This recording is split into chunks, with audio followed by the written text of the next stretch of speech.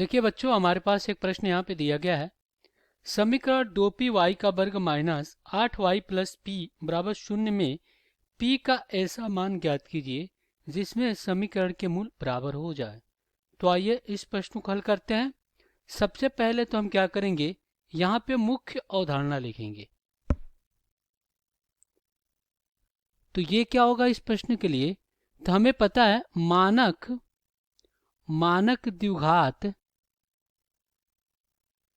द्विघात समीकरण ए एक्स का वर्ग प्लस बी एक्स प्लस सी बराबर 0। अगर इसके दो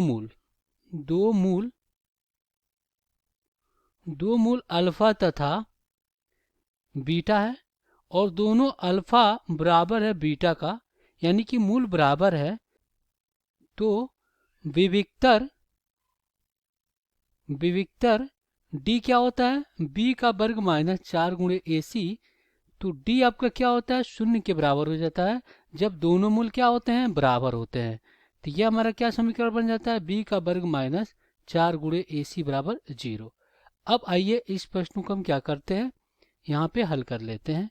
तो देखिए यहाँ पे जो हमारा समीकरण दिया गया है वो क्या दिया गया है, 2p y का वर्ग माइनस 8y प्लस p बराबर 0।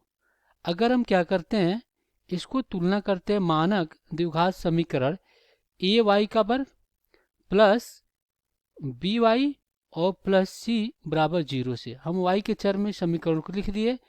तो a की जगह पे हमें क्या मिलेगा, a की जगह पर मिलेगा 2p और b की जगह पर हमें क्या मिलेगा, माइनस 8 मिलेगा और c हमें क्या मिल जाएगा, c हमें p मिल जाएगा।